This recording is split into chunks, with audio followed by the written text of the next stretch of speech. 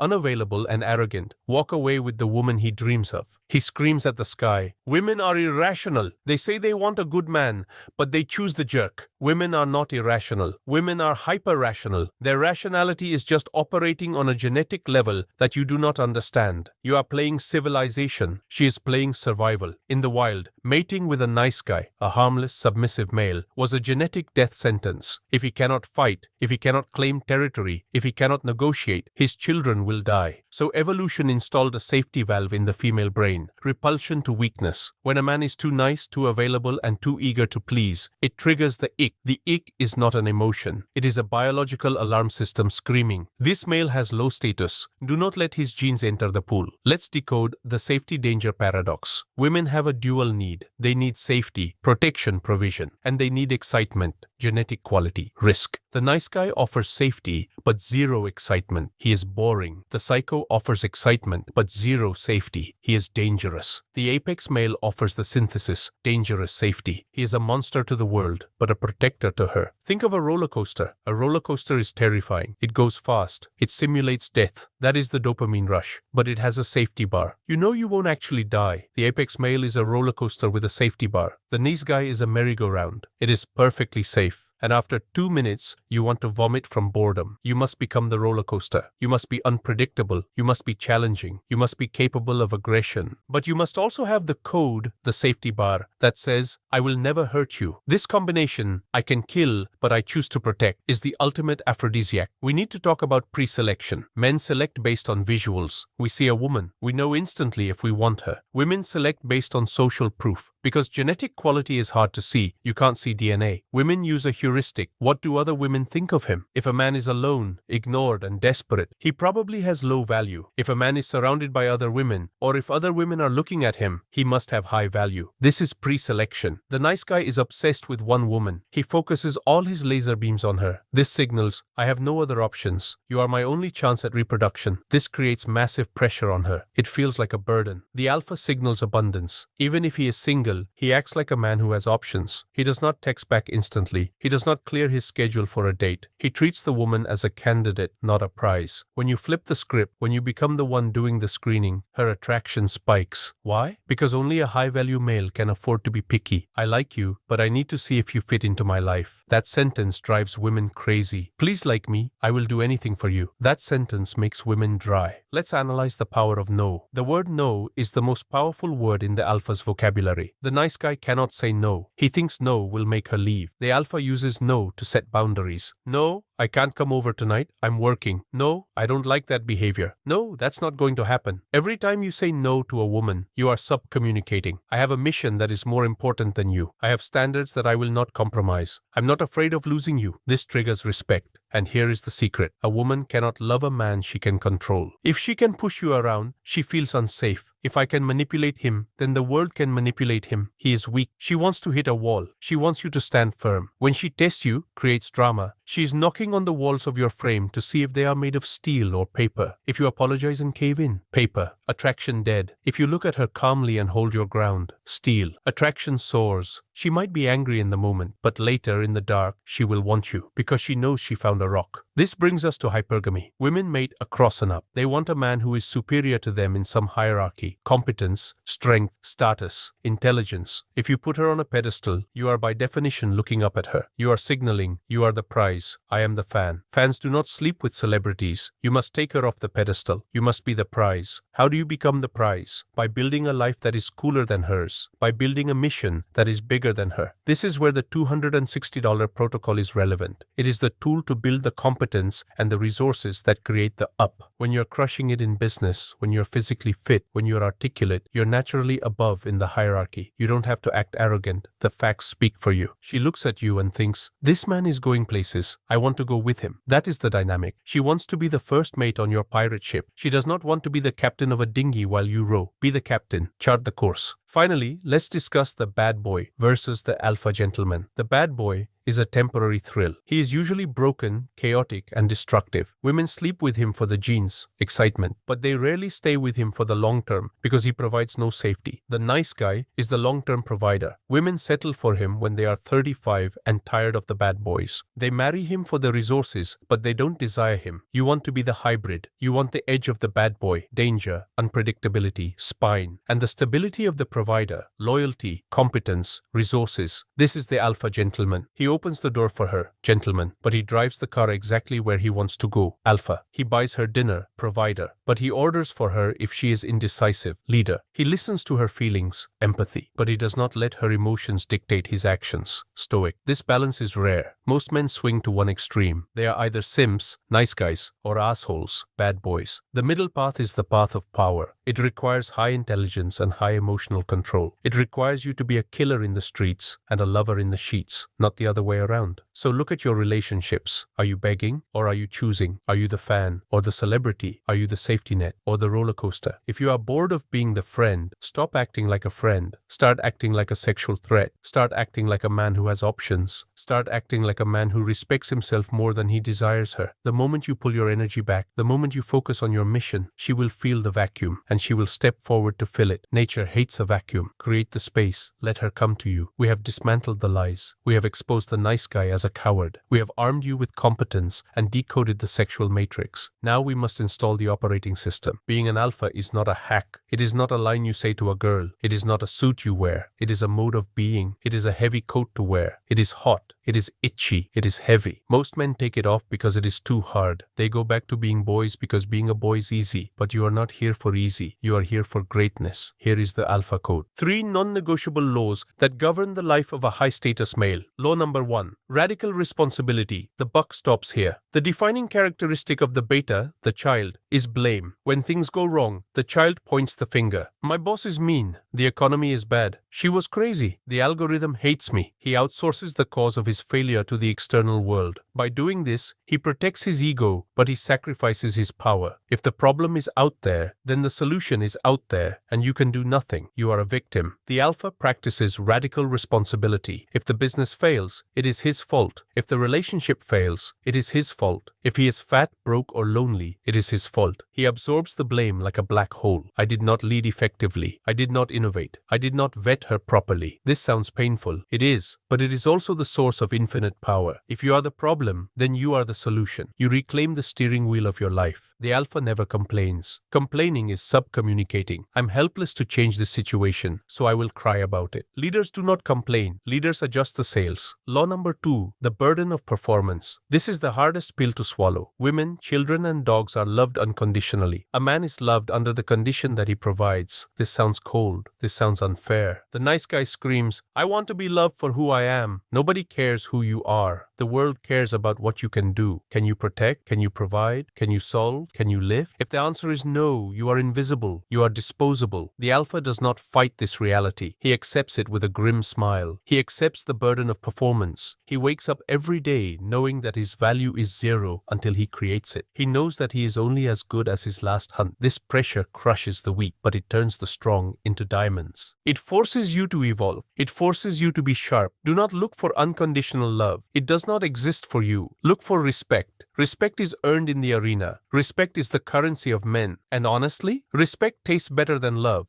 Love is sweet. Respect is iron. You can build a kingdom on respect. You cannot build a kingdom on being cuddled. Law number 3, emotional containment. The citadel. We touched on this, but we must make it a law. The world is chaos. The markets are volatile. People are emotional. If you join the chaos, you are useless. The alpha is the order in the chaos. He is the eye of the storm. When everyone else is panicking, he slows down. His heart rate drops. His voice lowers. He becomes the citadel. People flock to him because he offers certainty. Certainty is a drug. People are terrified of the unknown. If you can look at the unknown and say, I have a plan, follow me, they will follow you into hell. Even if you are unsure internally, you must project certainty externally. Fake it till you make it is bad advice for competence, but great advice for courage. You must act brave until you become brave. You must act calm until the calm becomes your nature. Your nervous system is the anchor for your family and your team. Do not let the anchor drift. The transformation, killing the boy. There is an ancient tribal saying, the child must die so the man can be born. In primitive tribes, they would take the boy out of the village, strip him naked, cut him, scare him, and force him to survive a night in the jungle alone. When he came back, he was no longer a boy. He was a man. He was never allowed to act like a child again. We have lost this ritual. We have men in their 30s playing video games, eating cereal, and asking their mothers for advice. They are gray-haired boys. They have never faced the jungle. They have never killed the boy. You must perform this ritual on yourself. You must take the nice guy, the part of you that wants to be liked, the part of you that is afraid of conflict, the part of you that wants to be saved, and you must kill him. You must drag him into the backyard of your mind